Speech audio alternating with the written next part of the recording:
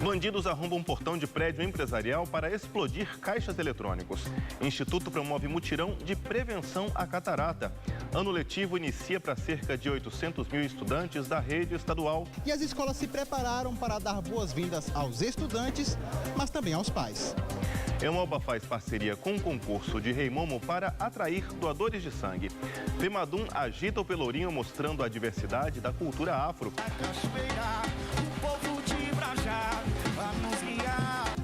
No esporte, Bahia de Feira empata com Vitória e se mantém na liderança do Baianão. E o Bahia vence o Jacobina com 2 gols de Shailon. O TVE Notícias começa agora.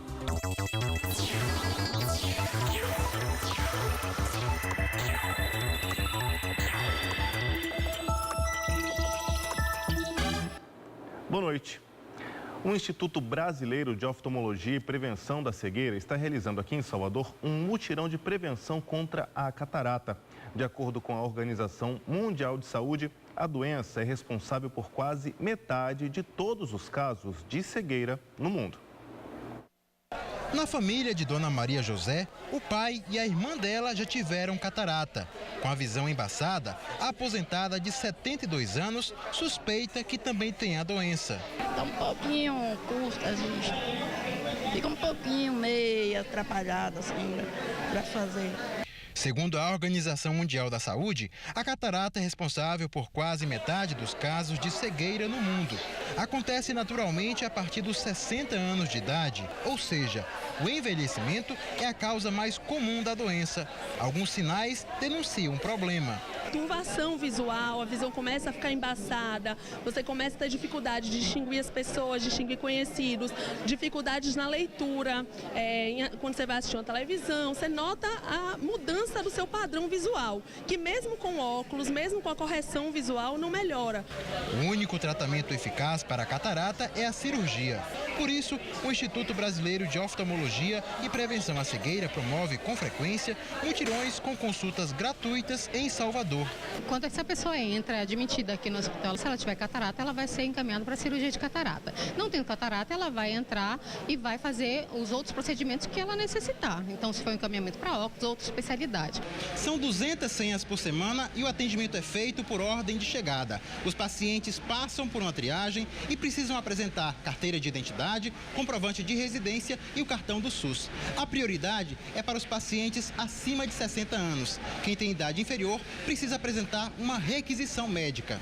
Diariamente, de 7 às 16 horas, as pessoas podem chegar aqui e pegar a sua senha para atendimento. A partir desse momento, a pessoa é admitida. A gente tem uma média de 200 senhas por semana, que de hoje, 11, até o dia 27 de fevereiro, que é quando termina o mutirão, a gente pensa que vai atender, em média, 600 pessoas, um pouco menos de 600 pessoas. Dona Adiraci operou do olho esquerdo em outubro do ano passado. Agora foi ao mutirão para operar do direito. Melhorei muito, eu não enfiava uma agulha, eu não lia minha Bíblia, eu não olhava a hora no celular e hoje está ótimo. Apesar de que o médico me avisou que com um ano que essa hora operasse de um, que o outro seria necessário operar. E além de cirurgias, no caso de catarata, tecnologias inovadoras vêm facilitando a vida de quem não enxerga. Alguns aplicativos que auxiliam o dia a dia dos portadores da deficiência já estão disponíveis. Quem vê o professor José Edson com tanta destreza para utilizar o aparelho celular, nem imagina que ele não enxerga desde a infância, quando foi diagnosticado com glaucoma congênito. Graças aos recursos tecnológicos, a rotina dele é normal como a de qualquer cidadão comum. A autonomia é tanta que ele nem se imagina mais sem o smartphone. Dá para imaginar saindo de casa sem o celular, professor? Não, hoje mais não. Não é que substitui o olho, mas ajuda, dá uma autonomia, uma independência muito boa. As opções de aplicativos criados para auxiliar os cegos são muitas. Através da ferramenta dá para pedir comida, chamar o transporte desejado e até identificar as notas de dinheiro. Buscar amigos, leitor de dinheiro. É um aplicativo que ele reconhece a cédula para a gente. Para fugir dos obstáculos, antes os deficientes visuais utilizavam muito a bengala e depois o cão-guia. Mas com o avanço tecnológico, a autonomia deles aumentou num simples clique no celular. A Iracema vai mostrar para a gente como é que funciona. Iracema, o que é que o aplicativo está te dizendo agora? Eu simplesmente abri o GPS pedi aqui restaurantes mais próximos. Daí ele já me deu 4 opções de restaurantes e à medida que eu for andando aqui com o uso da bengala, a pista tátil e mais o GPS me dizendo, eu vou chegar exatamente onde eu quero. Todos os personagens da história são professores aqui do Instituto dos Cegos da Bahia, que atende por mês 8.000 pacientes com algum tipo de deficiência visual. Este professor de informática, que perdeu a visão aos 16 anos por causa do glaucoma, fala das mudanças na rotina após o avanço tecnológico e os benefícios do acesso à informação e à inclusão. Existem 2 divisores de água na vida da pessoa com deficiência visual no que diz respeito ao acesso à informação. O primeiro foi o surgimento do sistema Braille e a outra revolução foi o surgimento dos leitores de tela, não só para computador, mas também para celular. É o que possibilita a nossa cidadania, né? O governador Rui Costa lamentou, por meio das redes sociais, a morte do jornalista Ricardo Boechat, em consequência da queda de um helicóptero no início da tarde de hoje, no Rodoanel, próximo ao acesso à rodovia Anhanguera, em São Paulo. Na nota, o governador diz, abre aspas, é com imenso pesar que recebo a notícia da morte do jornalista e radialista Ricardo Boechat, uma das mais importantes referências do jornalismo brasileiro da atualidade. A sua morte representa uma perda não apenas para a família e para os amigos, mas para toda a sociedade brasileira, em razão do relevante papel que exercia no jornalismo brasileiro e na defesa do Estado Democrático de Direito. Expresso em meu nome e de todos os baianos a mais profunda solidariedade a todos, sua família, amigos e companheiros de trabalho por essa perda inestimável. Fecha aspas. Depois de mais de 8 meses, foi liberado hoje o tráfego de veículos no trecho em obras da Avenida Oceânica, no sentido Rio Vermelho. A repórter Cris Cambuí está lá em Ondina e tem outras informações ao vivo pra gente. Boa noite, Cris. Boa noite, Jonathan. Boa noite para você que nos assiste neste momento. Pois é, e apesar de todos os transtornos que uma obra que dura aí mais de 8 meses pode causar, né? A gente percebe realmente que surtiu efeito, porque desde que eu cheguei aqui por volta das 5 horas da tarde, não teve engarrafamento, não teve trânsito congestionado por aqui. A gente pode observar agora nas nossas imagens, né? O trânsito fluindo bem tranquilo, sem retenção. Além aqui do recapeamento asfáltico, as obras também contaram com o alargamento da calçada, o que tem deixado o pedestre muito feliz, inclusive. Eu conversei com algumas pessoas que passavam por aqui, todas elas dizendo que esse alargamento da calçada foi muito bem-vindo neste momento. E chegando aí o carnaval, a gente sabe que aqui é rota, né, para muitas pessoas que vão curtir a avenida, né, a avenida aqui na Barra. Outra coisa que também foi muito bem-vinda aqui foi a implantação da ciclovia, viu, Jonathan? As pessoas que passam aqui de bicicleta, muita gente também parabenizando essa ciclovia que antes das obras aqui na Avenida Oceânica, não existia, né, espaço para o ciclista. E agora com essas obras também tem a ciclovia. Aqui também foram implantadas luzes de LED, houve também a requalificação aqui da pracinha aqui próximo ao restaurante Sukiyaki, onde teve a obra. Agora, um detalhe, viu, Jonathan? Eu conversando com alguns moradores aqui dessa região da Avenida Oceânica, eles disseram que apesar das obras terem a aprovação, né, uma sinaleira que foi realocada aqui, eu vou pedir para o George mostrar a sinaleira aqui para vocês, ele vai virar a nossa câmera só para vocês terem uma noção de qual é a sinaleira que eu estou falando. Eles falaram que a realocação dessa sinaleira cria um pouco de receio neles por acreditarem que o novo local é um ponto ideal para possíveis assaltos. E a gente vai aguardar aí, até porque hoje foi liberada a pista, tudo começou hoje, então é tudo muito novo, né? A gente, a qualquer momento, traz outras informações sobre isso. É com você, Jonathan. Tá bom, Cris. Obrigado pelas informações. Bem, agora é hora de ver como está o trânsito na cidade. Estamos aí com imagens ao vivo da Avenida Paralela, aí na altura do Centro Administrativo, sentido Lauro de Freitas, trânsito intenso, né, para o horário comum nesse horário, mas sem retenções. A seguir, Hemoba faz parceria com o concurso de Hemomo para atrair doadores de sangue. E ainda, a alegria do reencontro após as férias, 800 mil alunos da rede estadual voltam às aulas.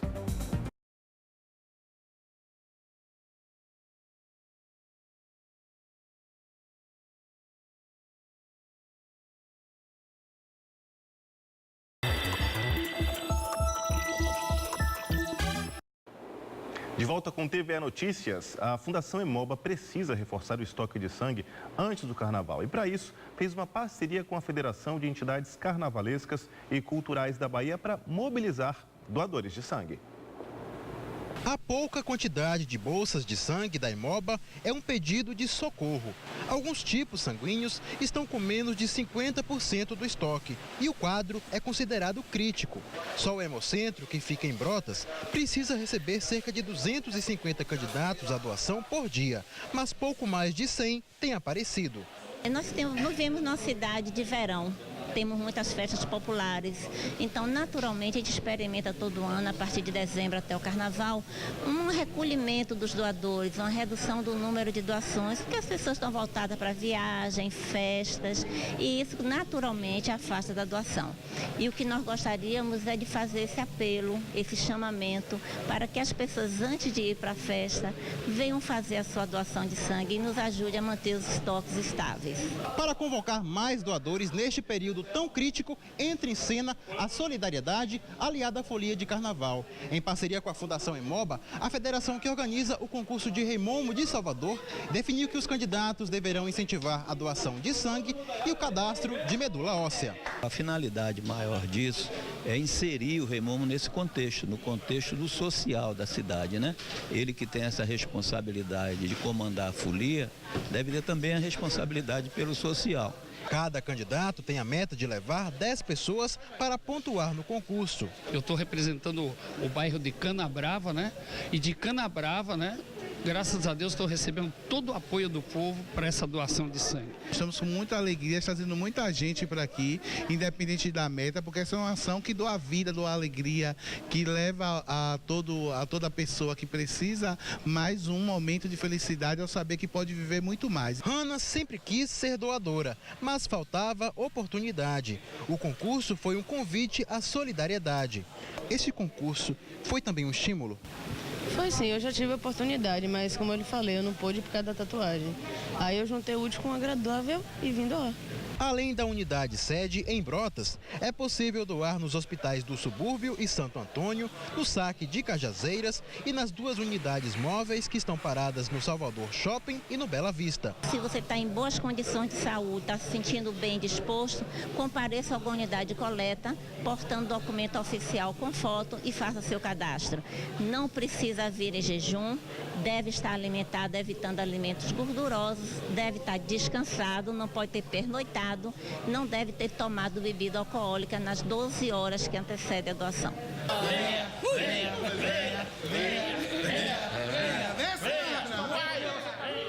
O Giro de Notícias de hoje traz como um dos destaques a tentativa de explosão de caixas eletrônicos em Salvador. O portão do prédio empresarial onde funciona a unidade jurídica da Caixa Econômica em Salvador, na Avenida Paralela, próximo ao Imbuí, foi arrombado esta madrugada. Os seguranças que trabalham no local perceberam a ação dos suspeitos que tentaram explodir caixas eletrônicos que ficam no térreo. Houve troca de tiros. A fachada do prédio ficou cheia de marcas de disparos de arma de fogo e várias cápsulas de balas espalhadas pelo chão. Os homens fugiram sem levar o dinheiro e ninguém ficou ferido. O Corpo de Bombeiros da Bahia utilizou 2 viaturas para combater o incêndio em vegetação na região da Ladeira do Tabuão, no bairro do Comércio, em Salvador. Não houve vítimas e as causas do incêndio são desconhecidas.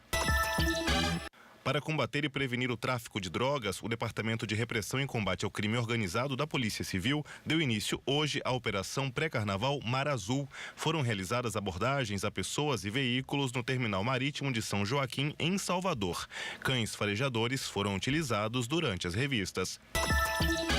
Filhos de santo de vários terreiros de Candomblé de Salvador participaram ontem em Cajazeiras da 10ª caminhada da Pedra de Xangô contra a intolerância religiosa. Os participantes percorreram 2 quilômetros até o monumento, considerado sagrado pelo Candomblé. A Pedra de Xangô foi tombada em 2017 por ser elemento de resistência cultural da teia de terreiros do conjunto de bairros de Cajazeiras.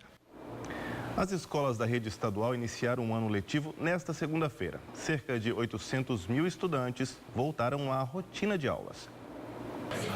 Um primeiro dia de aulas mais tranquilo. Para descontrair, vale fazer um som com os colegas.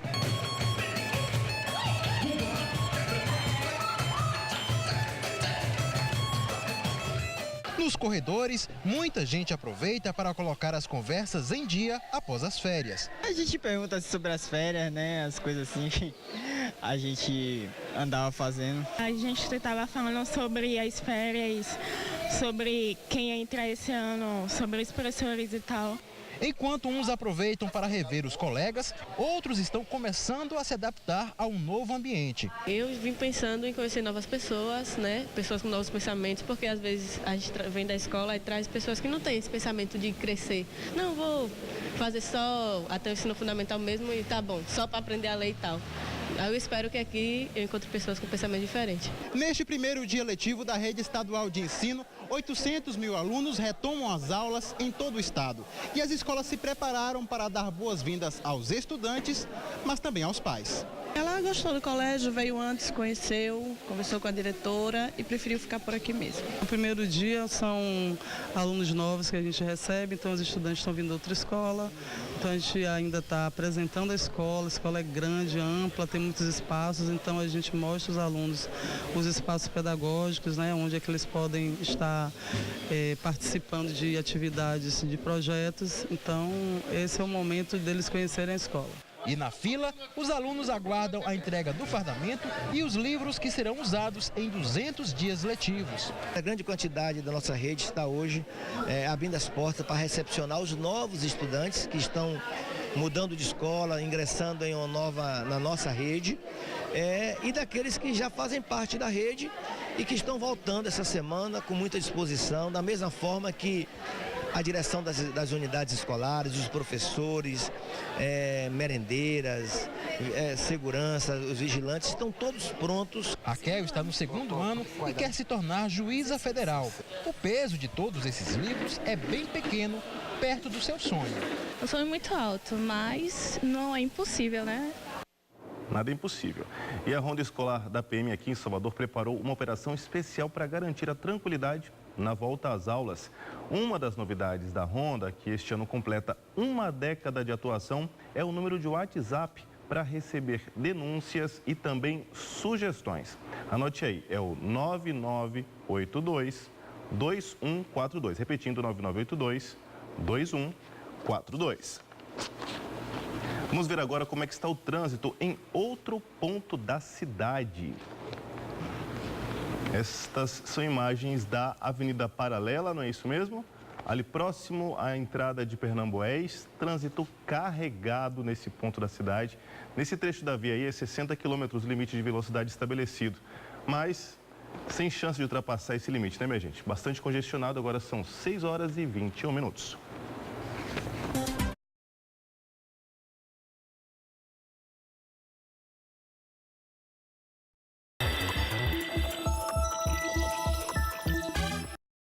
Do futebol, fim de semana foi de muito gol no Campeonato Baiano. Só na Fonte Nova foram 3 gols, todos no segundo tempo. Eu recebo aqui no estúdio o nosso comentarista Elton Serra. Boa noite, Elton. Boa noite, Jonathan. Bem, foi um Bahia diferente nos 2 tempos, concorda? Verdade, Jonathan. Boa noite para quem está nos assistindo. Foram 4 partidas sem vencer e o Bahia entrou pressionado para essa partida, já que é um campeonato baiano muito curto, são de 9 rodadas, e o Bahia precisava vencer o Jacobina para poder respirar dentro do G4 do campeonato estadual. Ontem jogou com o time em reserva. A gente vai ver aí lances dessa partida que aconteceu ontem na Fonte Nova. Os gols só aconteceram no segundo tempo. O Bahia melhor no primeiro tempo, mas não criou muitas chances. Conseguiu apenas no segundo tempo abrir o placar com esse gol do Hernando, que a gente está vendo aí. Se antecipou a defesa do Jacobina e fez 1-0. O Hernando, contratado esse ano e que fez aí seu primeiro gol com a camisa do Bahia. Depois do primeiro gol, o Bahia deslanchou, né? Foi um time que conseguiu criar mais chances, abrir a defesa. Tomou gosto. Tomou gosto pelo gol. E conseguiu chegar ao segundo gol, esse lançamento do Flávio para o Newton. O Newton achou o Shailon dentro da área. O Shailon fez 2-0. E aí, com 2-0, o Bahia teve muito mais tranquilidade para poder administrar o jogo, inclusive colocar alguns jogadores que são considerados titulares, a exemplo do Gilberto, também do próprio Gregory, que os dois entraram no segundo tempo. A gente vai ver aí o terceiro gol, um lance também parecido, né? Um passe do Newton e o gol do Shailon. O Shailon fez 2 gols nessa partida. Nada comparado àquele gol de bicicleta, mas gol é gol, né, Elton? Balançou a rede, está valendo. E dessa vez valeu o triunfo, né? O Bahia conseguiu vencer, chegar aí uma pontuação razoável dentro do campeonato, são 8 pontos e está na terceira colocação, ali colado nos líderes. E no jogo dos primeiros colocados do Campeonato Baiano, né? Foi equilibrado Bahia de Feira e Vitória? Sim, o Bahia de Feira líder da competição e o Vitória vice-líder. O Vitória também poupou jogadores. A gente vai ver aí, foi um jogo agitado também, um jogo de 4 gols, que aconteceu na Arena Cajueiro, né? A arena inaugurada em 2019, campo do Bahia de Feira. O Deon fez 1-0 para o Bahia de Feira. O Vitória conseguiu o empate ali numa jogada meio confusa. O Bruno Bispo bateu, desviou na defesa e aí o Vitória conseguiu o gol de empate com o zagueiro Bruno Bispo. E chegou a virada, né, também com outro jogador da divisão de base, esse lance aí do Wellison, lateral direito, que também desviou na defesa do Bahia de Feira. Virada do Vitória, só que o Bahia de Feira conseguiu chegar ao empate na reta final do jogo. Um resultado que coloca aí o Bahia de Feira ainda como líder. A gente está vendo o gol aí, um gol contra do Bruno Bispo. De novo acontece um zagueiro do Vitória fazer um gol a favor e um gol contra. Aconteceu com o Ed Carlos algumas rodadas também no Campeonato Estadual. O Bahia de Feira líder com 11 pontos. O Vitória também tem o mesmo número de pontos, só que perde nos critérios de desempate. O Vitória vai jogar no meio da semana, agora quarta-feira, pela Copa do Brasil, contra o Motoclube no Maranhão. E o Bahia também, pela mesma competição, vai para muito mais longe, vai para o Acre enfrentar a equipe do Rio Branco pela Copa do Brasil. Jogo fora de único, casa. Precisa de um empate, as duas equipes precisam empatar apenas para se classificar para a próxima fase. Tá bom, Elton. Obrigado mais uma vez por sua participação aqui no TV Notícias. Até a próxima. O FEMADUM, Festival de Música e Artes Olodum, consagrou canções do compositor Alisson Lima para o Carnaval 2019. Criado em 1980 para divulgar a diversidade da cultura afro-baiana e brasileira, o FEMADUM chegou a mais uma edição agitando o Pelourinho no Centro Histórico de Salvador, nesse domingo. O evento, transmitido ao vivo pela TV e pelo Facebook da emissora, teve como tema As Duas Histórias, O Perfume das Rosas e Olodum 40 anos, mesmo tema do Carnaval do Bloco para este ano. Duas músicas do cantor e compositor Alisson Lima, O Nome da Rosa e Olodum Saladino, foram escolhidas levando os troféus de Samba Poesia e Samba Tema. O homenageado desta edição do FEMADUM foi o cantor e compositor Matheus Aleluia, ex-integrante e um dos criadores do grupo Os Ticuãs, pioneiro no uso de cânticos derivados do candomblé na música popular.